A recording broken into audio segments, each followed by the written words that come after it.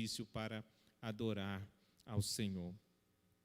Eu gostaria de convidar você a refletir um pouco nesta noite sobre as bases, né, do porquê nós estamos aqui.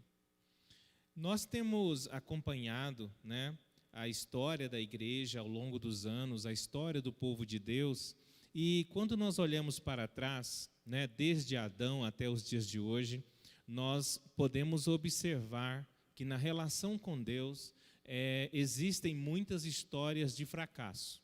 Existem muitos que fracassaram na relação com Deus, mas também existem muitas histórias de sucesso nesse relacionamento com Deus. Existem homens que foram chamados homens segundo o coração de Deus. Existem homens que foram chamados amigos de Deus. Então, nós precisamos viver uma vida que seja uma vida de sucesso com Deus, irmãos, porque se nós tivermos sucesso na vida profissional e fracassar com Deus, perdemos tudo. Se nós tivermos sucesso na vida familiar e fracassar com Deus, também perdemos tudo. Porque no final das contas, todos nós um dia retornaremos para Ele. Todos nós haveremos de encará-lo um determinado dia da nossa vida e haveremos de prestar contas para Ele. E essa prestação de conta pode resultar em sucesso e pode resultar em fracasso. E nós precisamos descobrir quais são as bases do sucesso para com o relacionamento divino, para que nós possamos vigiar, né, a nossa vida e andarmos segundo esses princípios que levam ao sucesso. Às vezes nós vivemos uma grande influência do sistema moderno, né, pós-moderno da vida, e hoje em dia muito do sucesso de uma pessoa é medida pela quantidade de bens, né? Se ela anda num carrão, se ela tem uma casona, se ela tem algumas ações em bolsa, se ela tem, né, alguns milhões na conta bancária. Talvez isso possa medir sucesso do ponto de vista materialista, terreno e humano, mas não é isso que define, né, o sucesso com Deus. Muitos podem definir sucesso, talvez, após programar aí uma jornada de exercícios físicos, ganhar um corpo bem delineado, né, uma vida em bom condicionamento físico, né, desfrutar de um bom fôlego para uma boa corrida, para uma boa caminhada e para subir montanhas, mas isso também não é o que define o sucesso com Deus, não é verdade? Talvez possa alguém achar que sucesso é ter uma alta posição social, ocupar um cargo, né, de alta responsabilidade ou de alta visibilidade numa grande corporação ou mesmo no governo de uma nação, mas eu queria dizer para você que não é isso também que define o sucesso para com Deus.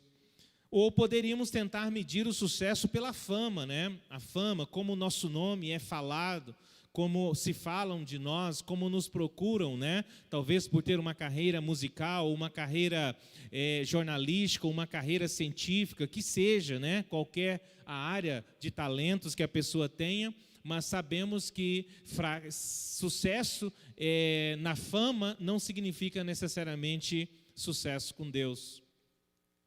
Talvez prestígio, consideração possa ser considerado algo que possa medir o sucesso da perspectiva humana, mas mesmo esse prestígio também não define sucesso com Deus.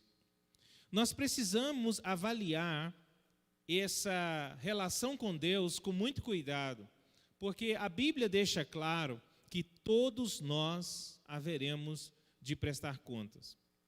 Em Eclesiastes, no capítulo 12, no verso 13 e 14, Salomão, depois de buscar o sentido da vida em tantas coisas como essas que eu mencionei aqui, ele buscou o sentido da vida na beleza, no prazer, na bebida, na diversão. Ele buscou o sentido da vida nos bens, na fortuna, nas grandes casas e palácios, mas ele chega ao final, depois de uma jornada de exploração, a seguinte consequência: de tudo que se tem ouvido, o fim é: teme a Deus e guarda os seus mandamentos, porque isso é o dever de todo homem. Por quê?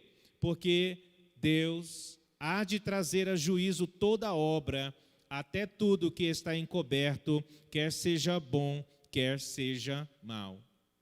Precisamos ter sucesso com Deus, irmãos. Hebreus, no capítulo de número 4, vai deixar isso claro, dizendo, no verso 12, que a palavra de Deus ela é viva e ela é eficaz. E que ela é mais penetrante do que a espada de 2 gumes, e ela vai até a divisão da alma e do espírito, das juntas e medulas, e ela é apta para discernir os pensamentos e as intenções do coração. E aí diz, e não há criatura encoberta diante dele, antes todas as coisas estão nuas e patentes aos olhos daquele a quem temos de tratar. Então isso torna nosso desafio um pouquinho maior, porque além de um dia termos que prestar contas diante de Deus, o nosso sucesso não será medido pelos aspectos exteriores da nossa vida. Aqui nós podemos medir uma pessoa pelas que nós vemos na TV, nas redes sociais a respeito dela, mas muitas vezes aquilo não reflete a realidade, né? Do verdadeiro êxito daquela pessoa. Ela aparece às vezes na TV, nas redes sociais, bem maquiada, bem vestido, bem arrumado, sorridente, mas às vezes tem que passar as noites sob efeitos de drogas para poder ter algum sentido.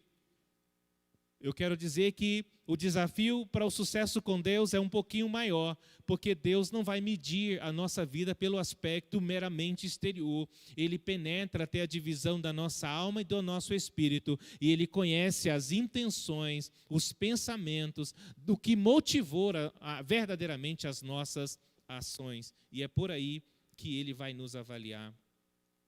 No dia desse grande encontro com Deus, haverão muitas surpresas. Não é verdade? Surpresas de pessoas que achavam que estavam em dia e que vai descobrir que não estavam. E é provável que nós tenhamos o contrário. Pessoas que achavam que não tinha a menor chance, como aquele ladrão da cruz. Senhor, lembra aí de mim. Se o Senhor tiver, quem sabe, hoje mesmo, meu filho, é hoje você estará comigo. Mas, talvez alguns deparem com o que está escrito em Mateus 7, 21 a 23.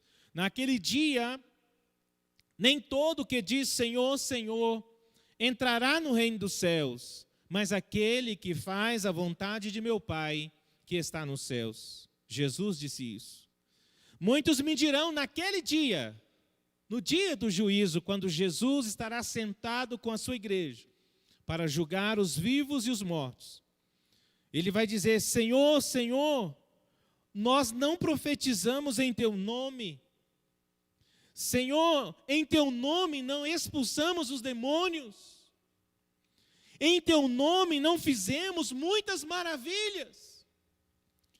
Então lhes direi abertamente, Jesus que veio morrer, Jesus que veio para ser o Cordeiro de Deus, que daria a sua vida e que amou o seu povo até o fim, amou-nos até o fim, até a morte de cruz, ele está deixando um alerta, olha, eu estou aqui hoje como advogado, eu estou aqui como cordeiro, estou aqui como oferta, eu estou aqui como uma propiciação, mas eu quero dizer, um dia eu virei não como um salvador, um dia eu virei como um juiz, e esse dia será um dia muito glorioso para mim e para você, que temos amado a volta do Senhor, temos entendido a maneira de Deus e temos buscado fazer a vontade do Senhor. Aquele dia será dia de glória, de regozijo, de satisfação. Mas para muitos será simplesmente um dos piores momentos da sua vida. Não vou dizer o pior, porque o pior vem em seguida. As consequências da decisão de Jesus será que esta pessoa seja lançada no lago de fogo e enxofre, onde ali ele nunca se apaga e onde o tormento nunca cessa. Então Jesus disse, direi abertamente, nunca vos conheci, apartai-vos de mim, vós que praticais a iniquidade. Nós sabemos que a palavra iniquidade é a palavra anomia, né? Nomia vem de nomos, vem de lei, vontade de Deus. A anomia é o contrário à vontade de Deus. É como se eu vivesse sem me preocupar com o que é a vontade de Deus. E quando nós vivemos despreocupados a respeito do que é a vontade de Deus, há uma grande chance de lá no final nós descobrirmos que faltou um pedacinho da cruz, faltou um pedacinho da fé, faltou um pedacinho daquilo que precisávamos para poder estar aprovados. Mas glória a Deus que está aqui, você, em meio à pandemia, com ordem de distanciamento social, né, onde muitos aproveitam o momento para esfriar na fé, você não. Você tem usado esse tempo que está em casa para orar, para buscar, para ler a Bíblia, para se aprofundar no conhecimento de Deus, porque você está interessado na vontade de Deus. Você não vive em anomia, você vive em nomia, né? Você quer a palavra de Deus para a sua vida. Talvez, se nós tivéssemos a chance que o profeta Isaías teve, talvez nossa vida endireitasse rapidinho. Em Isaías 6, registra que Isaías era um homem que acreditava em Deus, vivia a sua vida ali na casa real, né? Era parente da família real, vivia uma vida boa, né? Não era nem crente, nem descrente, né? Falava uns palavrão, umas besteiras, fazia umas coisas erradas de vez em quando e estava tocando a vidinha dele. Mas a Bíblia diz que no dia que morreu o rei Uzias, era tio dele, não era Marcos? Tio, né? O tio dele era o rei. Aí o negócio apertou um pouquinho, ele foi buscar o Senhor e o Senhor aparece para ele.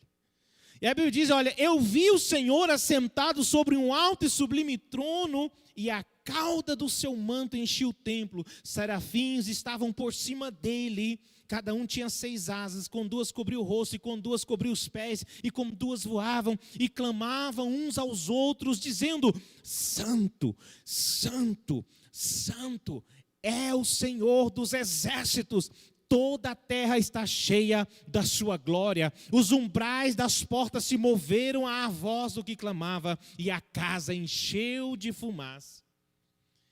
Era algo tão assustador que ele começou a clamar, ai de mim, estou perdido, porque sou um homem de lábios impuros e habito no meio de um povo de impuros lábios, e os meus olhos viram o Rei, o Senhor dos exércitos. Talvez se todos nós tivéssemos essa chance de ver Deus como Isaías viu, talvez a gente emendasse muito mais os nossos caminhos.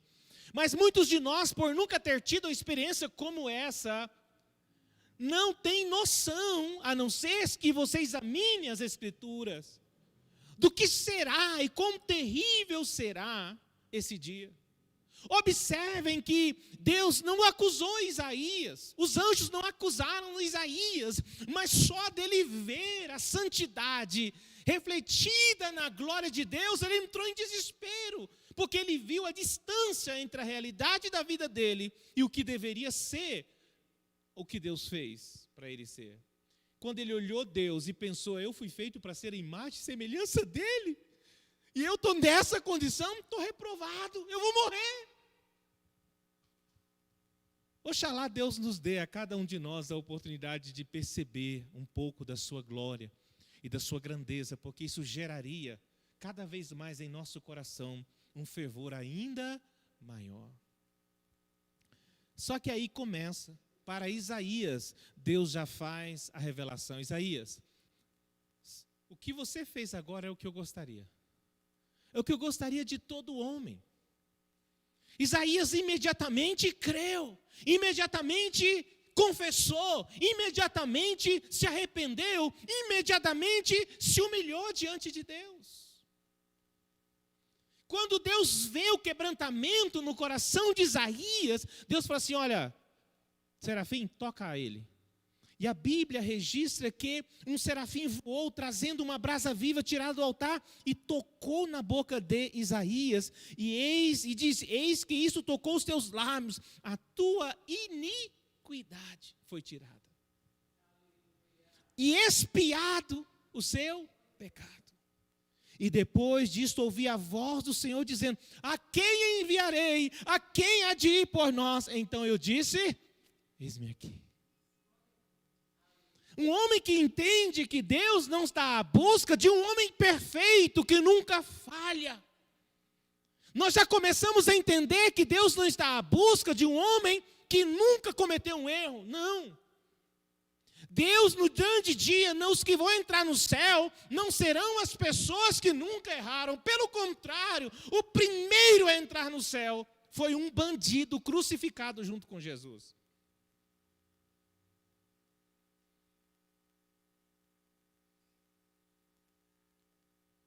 E aqueles que perderão o céu não serão porque não foram pessoas que fizeram coisas certas. Eles perderão por outros motivos que nós precisamos entender. Nós precisamos entender o jeito de Deus. Então, olha a primeira mensagem de Deus através de Isaías. Isaías, sua missão, já que você se pôs à disposição, você já entendeu, você já se quebrantou, você já recebeu perdão, você já recebeu capacidade dada por mim. Agora olha a mensagem que eu quero que você fale. Diga a este povo: ouvis e não entendeis, vedes e não percebeis. O quê? A vontade de Deus, a revelação de Deus, o padrão de Deus. Engorda o coração deste, o orgulho no coração do povo. E engraçado, irmãos, que era um orgulho religioso. Jeremias, ele clama contra a nação de Israel, dizendo que eles falavam assim, templo do Senhor, templo do Senhor. Ou seja, o lugar mais santo da terra estava ali na cidade deles, em Jerusalém. Mas os olhos deles, o coração deles, os ouvidos dele, desafinaram com a sintonia do céu. Eles não conseguiam mais entender o propósito revelador de Deus na sua lei.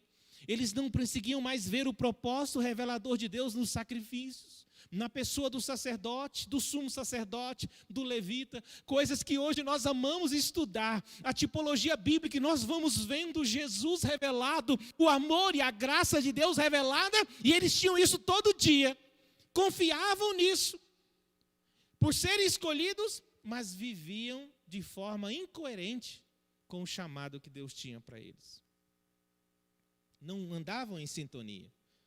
E aí Deus vai dizer, olha, e agora, faze-lhe pesados os ouvidos, fecha-lhes os olhos. Ou seja, Deus assim, olha, já que eles não querem ver, eles não querem entender qual é realmente o meu interesse, o que eu estou dizendo, então agora fecha os olhos. Eu vou endurecer o coração deles ainda mais. E aí que eles não vão entender mesmo. Por quê? Porque eles insistiram nessa obstinação de coração, a ponto de dizer, olha, eu vou fechar, vai pesar os ouvidos, vai ficar mais difícil ouvir, eu vou fechar os olhos deles, para eles não ver com seus olhos, que não ouça com seus ouvidos, não entenda com seu coração, e não se converta, e eu não cure eles. Porque resistiram tanto a essa vontade de Deus, que Deus desistiu. Ainda bem que eu e você estamos dispostos a não resistir ao Espírito Santo de Deus. Irmãos, não resista ao Espírito Santo. Não resista à revelação do Espírito Santo. E para isso, muitas vezes, nós temos que quebrar tradições que nós recebemos. Muitas vezes, nós temos que não seguir ao que todo mundo está fazendo, ao que todo mundo está falando. Porque se nós formos nesse caminho, pode ser que a gente ganhe a aprovação do grupo com que andamos, que nós ganhemos a aprovação do nosso chefe, que nós ganhemos a aprovação de algum líder, mas percamos a aprovação mais importante das nossas vidas, que é a aprovação de Deus. A Bíblia deixa claro que nós temos que buscar a Deus de forma coerente com o que Ele diz na sua palavra. Passará os céus e a terra, mas a minha palavra não há de passar. É esta palavra que será utilizada para avaliar a nossa vida. Ela é o nosso prumo, ela é a nossa balança, ela é a nossa régua. É através dela que nós um dia seremos avaliados.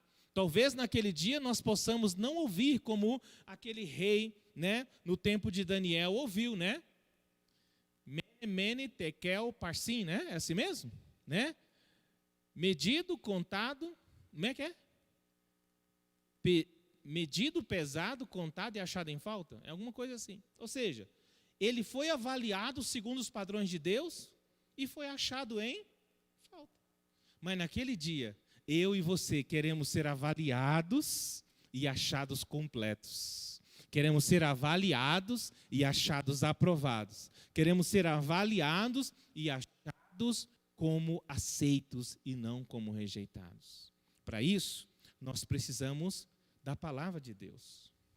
Paulo aconselha Timóteo a procura apresentar-te a Deus como obreiro aprovado, que maneja bem a palavra da verdade. Deus quer que eu e você conheçamos a sua palavra, manejemos bem a sua palavra, porque seremos aprovados pelo bom uso, pela vida praticada de acordo com essa palavra. Então Deus exige coerência. Essa coerência fica revelada em vários textos. Querido, Gálatas diz que Deus não se deixa ser escarnecido. Por isso Jesus, naquele dia, você vai dizer, Senhor, Senhor, mas em teu nome. Ele falou assim, meu filho, eu não te conheço, eu não misturo dessa maneira. Não é porque você achou.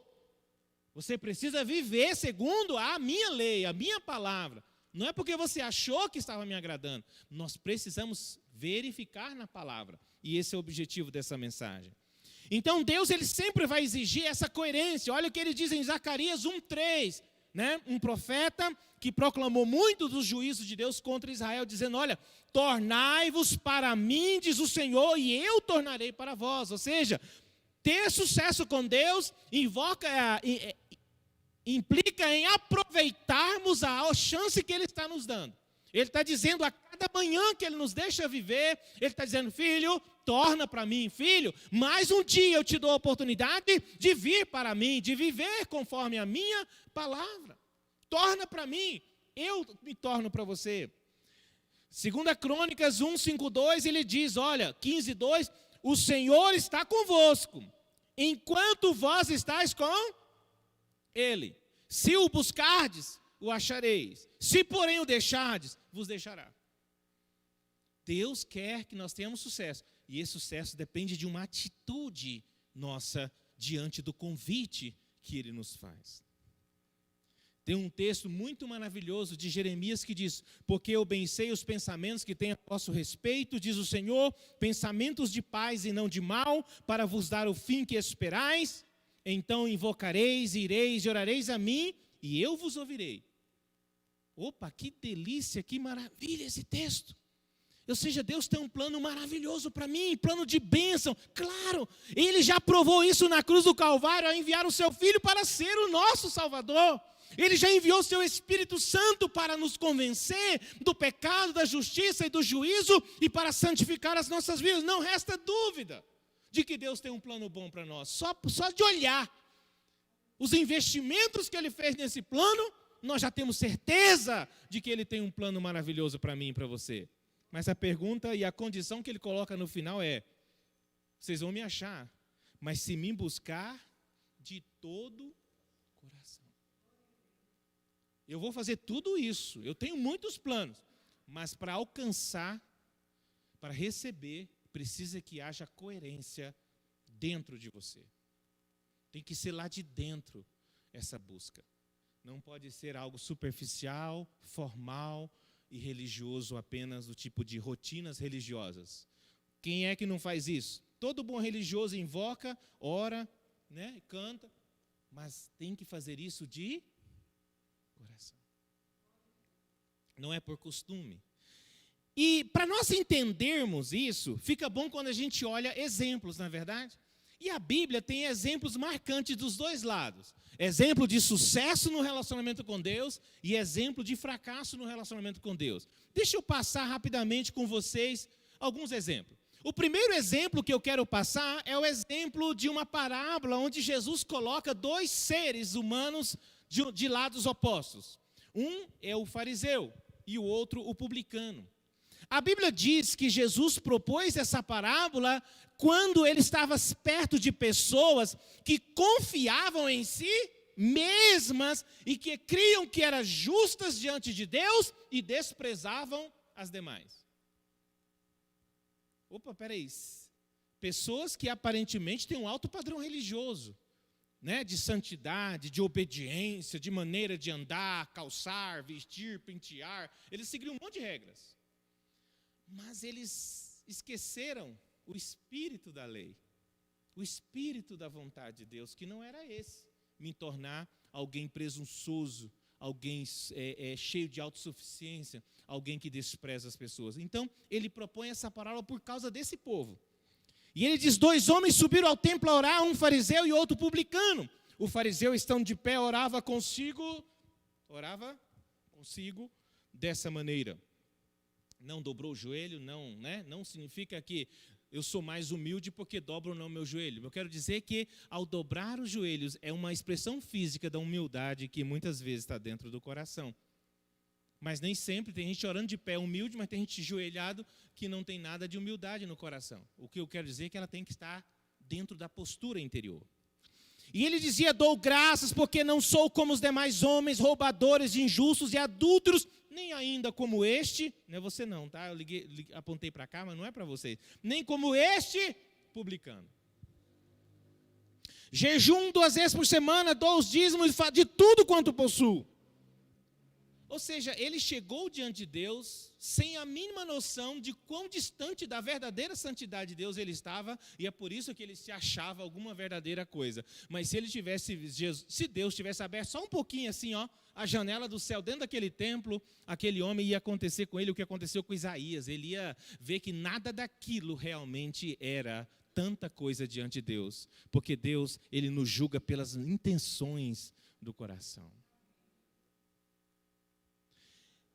O publicano, porém, estando de longe, nem ainda queria levantar os olhos, mas batia no peito e dizia, Deus, tem misericórdia de mim, que sou pecador. 2 homens, um presunçoso, um cheio de autojustiça própria, autoconfiança, e o outro totalmente dependente do amor e da graça de Deus. E ele fala, Deus, tem misericórdia, sê propício a mim, que sou um pecador. Qual dos dois teve sucesso ou fracasso naquele momento? A Bíblia, Jesus vai dizer que digo que este teve sucesso. Esse desceu justificado. Sabe o que é ser justificado? É quando Deus perdoa e atribui a você a justiça de Cristo e te perdoa de todos os seus pecados, e você passa a ser olhado por Ele branco como a neve, ou seja, perfeitamente justo. Esse homem alcançou essa dádiva divina. E o outro foi para casa, e aqui não, porque aí o primeiro princípio, qualquer que a si mesmo se exalta, será humilhado. E qualquer que a si mesmo se humilha, será exaltado. Querido, só tem 2 princípios que fundamentam atitudes que você tem que ter, que vai definir o seu sucesso e o seu fracasso. Um é a fé. Sem fé é impossível agradar a Deus. E o outro é a humildade. Esses 2 homens tinham fé. Os 2 foram a Deus, os 2 criam em Deus, os 2 sabiam que Deus é fiel, sabiam que Deus é galardoador dos que o buscam, só que um foi arrogantemente e o outro foi humildemente. Mas os 2 criam, nenhum era ateu, os 2 criam em Deus. Mas um foi reprovado, porque não foi humilde. Jesus, agora casos reais, não uma parábola. Jesus uma vez foi convidado por um fariseu para ir para a casa dele para almoçar em Lucas 11. E olha só, Jesus estava dentro da casa dele e diz que ele estando falando, rogou-lhe um fariseu que fosse jantar com ele e entrando assentou-se à mesa. Mas o fariseu admirou-se vendo que não lavara antes de jantar. Olha só. E mesmo Jesus estando na casa dele, ele agora começa a desprezar Jesus só porque Jesus não lavou as mãos. E Jesus vai falar uma série de coisas contra os fariseus, porque eram homens de alta posição, de alta influência, mas que não sabiam mais a vontade de Deus. Eles se apegaram a pequenas regras e começaram a se relacionar com uma lei, e quando eles acertavam, eles se sentiam orgulhosos. Quando eles erravam, eles apedrejavam, né? Eram apedrejados. Então era aquela esquizofrenia, né? E quando eles falhavam, eles eram tentados a esconder o erro e viver uma vida de hipocrisia, porque o orgulho não os deixava confessar verdadeiramente quem eles eram. E Jesus vai dizer para eles várias coisas. Olha, vocês amam os primeiros assentos, vocês gostam de ser muito fiéis nas pequenas regras, mas eles, olha, vocês são hipócritas. São como sepulturas que não aparecem e os homens que sobre elas andam não sabem. E aí o doutor falou assim, olha, mestre, quando você disse isso, você nos afronta. E Jesus, eu estou também afrontando vocês. Olha, verso 46, também vós, doutores da lei, ai de vós, vocês carregam os homens de fato difíceis de transportar, e nem mesmo com um dos vossos dedos, vocês tocais essa carga. Ou seja, eram homens de alta posição, e que o orgulho não os deixava ver a verdade mais do Evangelho, a verdade mais das boas novas que estavam embutidas na lei, que eles tanto amavam e tanto seguiam. Por outro lado, nós vamos ver o exemplo do centurião romano. Enquanto os fariseus, apegados a pequenas coisas, rejeitavam o Salvador, nós vamos ver, por outro lado, um centurião romano. Um homem que tinha construído a sinagoga de Cafarnaum, um homem rico e influente. Mas ele mesmo sendo influente, tendo uma pessoa na sua casa que estava doente, ele sabia que Jesus era a solução, ele cria que Jesus era a solução, ele admirava, respeitava, considerava, tinha todo ali uma admiração por Jesus, mas ele sabendo que Jesus não era como os demais, ele sabia que Jesus ele não era nem digno de Jesus entrar debaixo do seu telhado. Ele fez a sinagoga, olha o quanto aquele homem gastou com o povo judeu daquela cidade. Mas mesmo assim, ele não se achava digno de que Jesus fosse na sua casa. O fariseu insistiu para Jesus ir na casa dele, quando Jesus está na casa dele, ele despreza Jesus só porque não lavou a mão. Como é fácil a gente perder a perspectiva das coisas importantes e ficar distantes do caminho do sucesso com Deus. E olha só que ele pediu que o pessoal, os anciãos, né, da sinagoga encaminhasse o seu pedido a Jesus. E olha o que eles dizem. E chegando eles junto de Jesus, rogaram-lhe dizendo, ele é digno de que lhe concedas isso. Olha a mentalidade. O homem é digno de que Deus o sirva. Como? Como assim? Nós é que temos o privilégio de servir a Deus. Mas eles perderam essa perspectiva e estavam se achando no direito de Jesus ter que atendê-los, porque ele havia construído uma sinagoga. Mas Jesus vai mostrar que esse homem não é a mesma coisa. Ele edificou, olha, ele ama a nossa nação e edificou a sinagoga. Jesus foi com ele. Mas quando estava perto da casa, enviou um centurião, uns amigos, dizendo, Senhor, não te incomodes, porque não sou digno de que entres no meu telhado, debaixo do meu telhado. E ele disse, olha, depois de um longo discurso, aqui várias coisas, ele diz, olha, faz isto. E ouvindo Jesus, vou ler o versículo, eu estou com pressa por causa do relógio, eu me desespero. Por isso, nem ainda me julguei digno de ter ido contigo, diz, porém, uma palavra, e o meu servo, meu criado, sarará.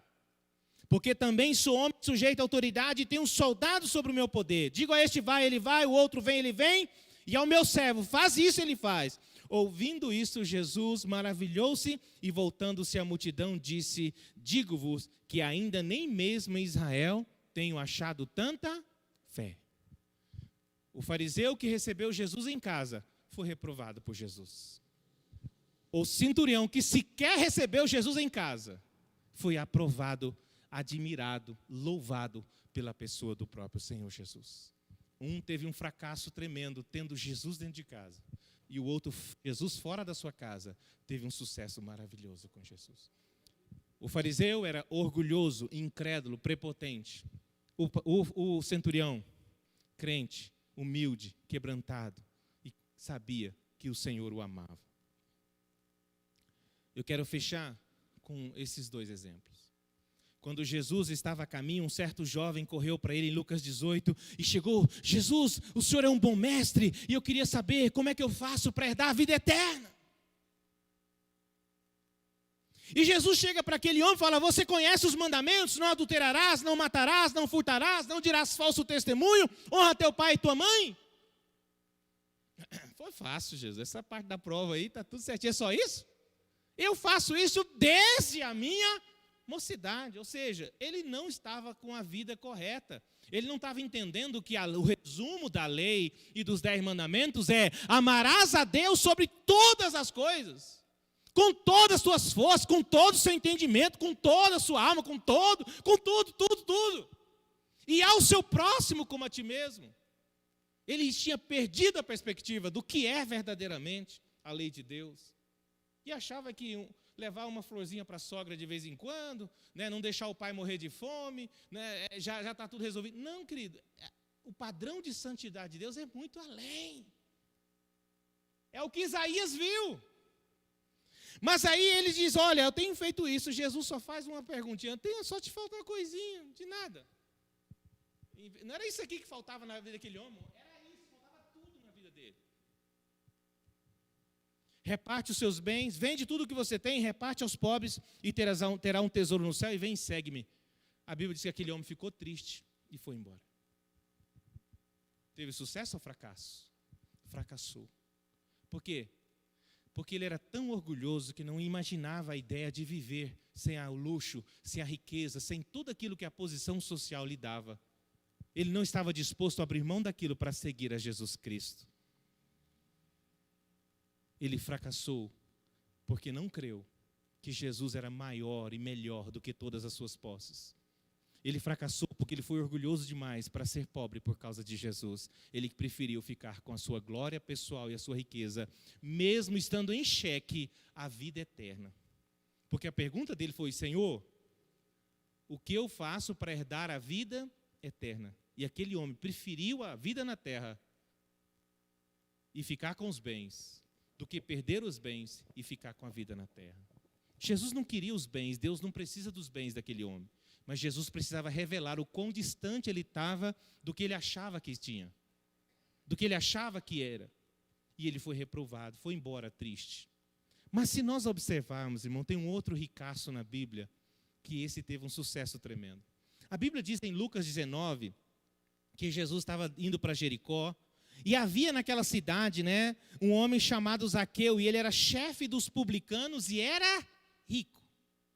Então o homem era superintendente da Receita Federal de Roma e era rico. Se Lucas disse que ele era rico, é porque ele era rico. Mesmo nível do outro príncipe rico, né? Foi Lucas que escreveu sobre os dois. Só que ele, apesar de ser rico, ele procurava ver quem era Jesus. Mas ele não podia por causa da multidão, porque era de pequena estatura.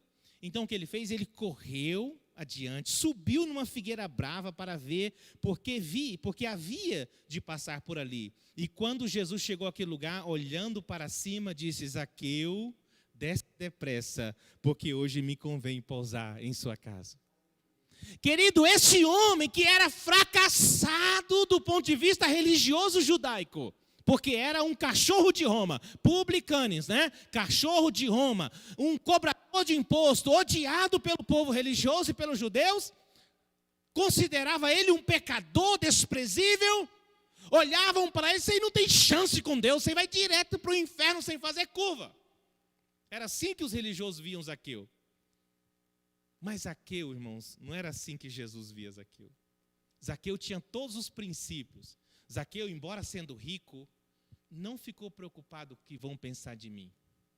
Irmão, pensa um cabra baixinho, rico, subindo uma figueira brava. É uma humilhação tremenda, né? Tem gente que não tem nem coragem de pegar um papel no chão, não, que isso é da limpeza, né? É humilhante fazer isso. Ele não, ele correu, subiu numa árvore igual uma criança. Porque ele queria ver Jesus. E por querer Jesus, ele não importou com as aparências, ele não importou com o que eu pensar ou falar.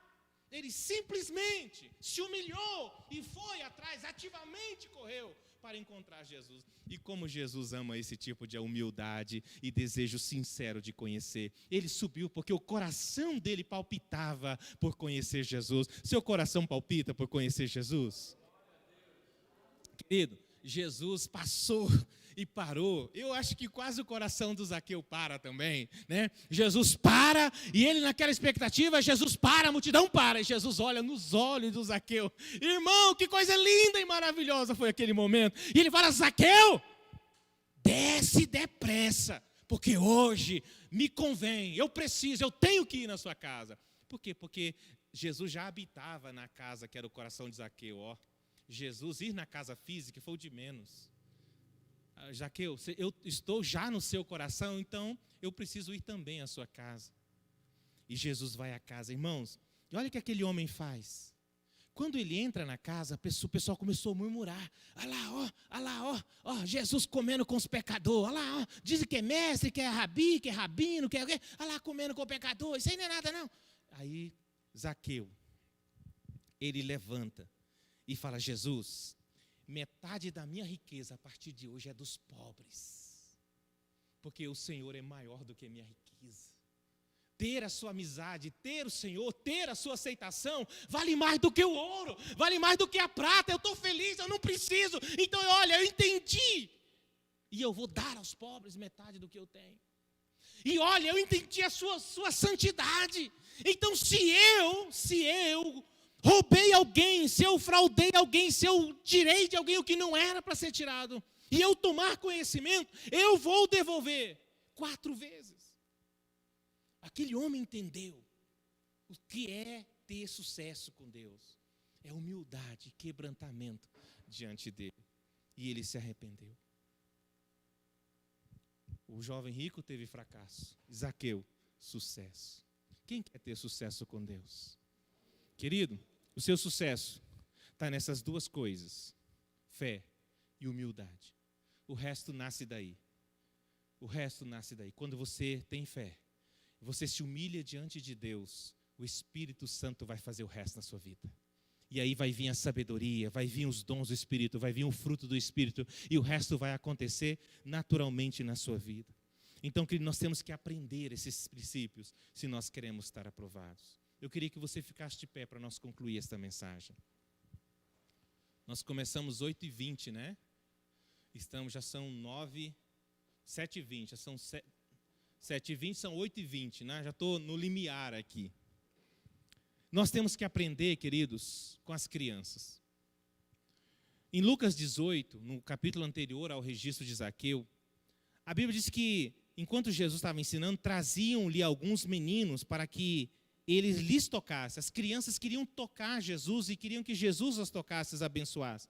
E os discípulos, vendo isso, repreendiam as crianças. A nossa pastora está convivendo muito com os netinhos. E ela já viu como é que é o ímpeto dos netinhos, não é? Criança, ela quer um negócio, ela vai, ela abraça, ela chora, ela busca. Ela não tem cerimônia com criança. Ai, estou com vergonha. Mostra um cesto de bombom para você ver se a criança tem vergonha. Quando ela entende que ali tem uma bênção, ela vai, ela não quer saber. Ela não olha para o orgulho, ela se humilha. E quando muitos olham para Jesus e falam da glória, do amor, da morte redentora de Jesus, mas estou com vergonha. Ai, que vão pensar de mim, meus amigos vão pensar que eu sou crente, né? Que vergonha. Querido, quem tem essa vergonha tem sérios riscos com a vida eterna. Porque Jesus quer que nós sejamos como criança. A gente quer tocar Ele, quer falar dEle, é o tempo todo com Ele. Por quê? Porque Ele é tudo para nós. E diz, olha, Jesus chamando para si, disse, deixar vir a mim os meninos, não os impeçais, porque dos tais é o reino do céu. Em verdade, de quem não receber o reino como um menino, não entrará nele. Criança tem fé e humildade. Você precisa de fé e humildade na sua jornada. Jesus deixou o exemplo. E ele diz, olha, vinde a mim todos que estáis cansados e oprimidos, e eu vos aliviarei. Tomai sobre vós o meu jugo e aprendei de mim, que sou manso e humilde de coração, e encontrareis descanso para as vossas almas. Isaías 57, eu quero finalizar com esse texto. No verso 14 e 15 diz assim, olha, verso 15, porque assim diz o alto e o sublime, que habita na eternidade e cujo nome é santo.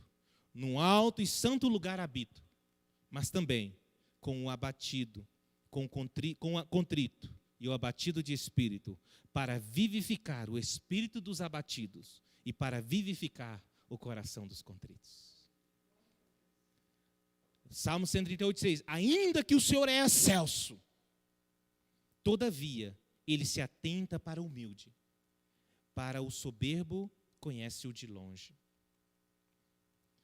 Em Miqueias 6 ele diz assim, olha, ele te declarou, ó homem, o que é bom. O que é bom que Deus declarou? O que é que o Senhor pede de ti, senão que pratiques a justiça, ame a benignidade e andes humildemente com o teu Deus. Que nesta noite, como Zaqueu, nós possamos nos humilhar e desejar que Deus seja glorificado em nossa vida. Querido, Deus escolheu as coisas fracas deste mundo para confundir as fortes, as pequenas para confundir as grandes. Nós não podemos perder essa perspectiva. Não deixe o mundo trazer os valores dele para a sua mente. Viva os valores do reino. O Senhor Jesus disse que no mundo os maiorais dominam sobre os seus servos. No reino de Deus não é assim. O menor, o maior é o que serve todos. Porque Jesus, olha, mesmo o Filho do Homem não veio para servir, não veio para ser servido, mas para servir e dar a vida em resgate de muitos. Então creia nesta palavra e não deixe o seu coração se exaltar, não deixe o seu coração se encher de autoconfiança, não se engane pelas purpurinas do sucesso da vida terrestre, mas fundamente-se na fé e na humildade diante de Deus, e Deus vai te exaltar no tempo certo. Deus vai glorificar o nome dele na sua vida e não o seu nome no dele. Ele vai glorificar o nome dele na sua vida através das honras que ele te trará. Mas se você mandar em humildade, em fé, persistente diante desse Deus.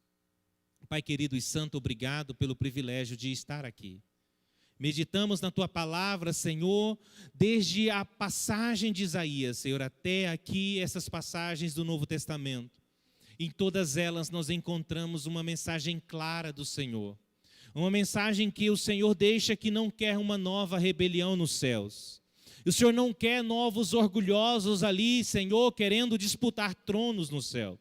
E é por isso que o Senhor decidiu que naquele céu entrarão pessoas que creem em Ti e pessoas humildes diante de Ti, Senhor. Meu Deus, nós entendemos que pela Tua palavra, o Senhor quer salvar o homem pela graça, por meio da fé, de modo que o homem não tenha méritos nessa salvação, Senhor, para que o homem não se glorie, para que o homem não se encha de autoconfiança, para que o homem não se ensoberbeça diante de Ti, mas que o homem ande humildemente diante de Ti, e esse Senhor que crê em Ti, e que se submete à Tua palavra, nós entendemos que é com esses que o Senhor dividirá a sua glória, fazendo-nos herdeiros de Deus, e co-herdeiros com Teu Filho Jesus Cristo, da sua glória. Livra-nos de querer essa glória na terra. Livra-nos de querer esse galardão aqui. Livra-nos de viver uma vida orgulhosa e autossuficiente, Senhor. Mas assim como o publicano que diante de Ti se humilhou e foi justificado. Assim, Senhor, como Zaqueu que humilhou-se e o Senhor o recebeu e entrou na sua casa. Assim como aquele centurião romano que humilhou-se, o Senhor curou o seu servo imediatamente.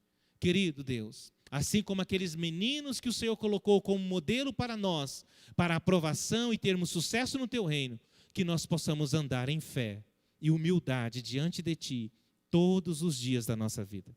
Teu Espírito Santo possa nos convencer cada vez mais do nosso pecado, da justiça e do juízo de Deus. E que isso nos ajude a viver uma vida com temor e tremor e reverência e amor diante de Ti, de modo que o Senhor possa habitar em nossa casa todos os dias da nossa vida. Não nos deixa nos apegar, meu Deus, à nossa religião, como méritos para basear a nossa relação contigo, como fez o fariseu da parábola. Não nos deixa, Senhor, não valorizar a sua dádiva, a sua presença, como fez o fariseu que convidou o Senhor para a sua casa. E não nos deixa, Senhor, igualmente, não aceitar, como o Senhor espera que aceitemos, Senhor, as suas dádivas, como tantos outros fizeram durante a sua vida, como aquele jovem rico que se apegou à sua riqueza material e preferiu o sucesso na terra do que o sucesso celestial. Nos ajuda a aprender com eles, porque nós queremos naquele dia ouvir, Senhor, vinde benditos de meu Pai, possui por herança o reino que está preparado para vós desde a fundação do mundo. Ajuda-nos, Senhor, porque humildemente reconhecemos que sem a sua ajuda nada somos, mas sabemos que o Senhor é poderoso para fazer infinitamente mais do que nós pedimos ou pensamos, através do seu poder que habita em nós, que opera em nós. Nós sabemos que o Senhor é poderoso para criar em nós ou realizar em nós, tanto querer quanto efetuar. Obrigado, Pai, em nome de Jesus Cristo. Amém.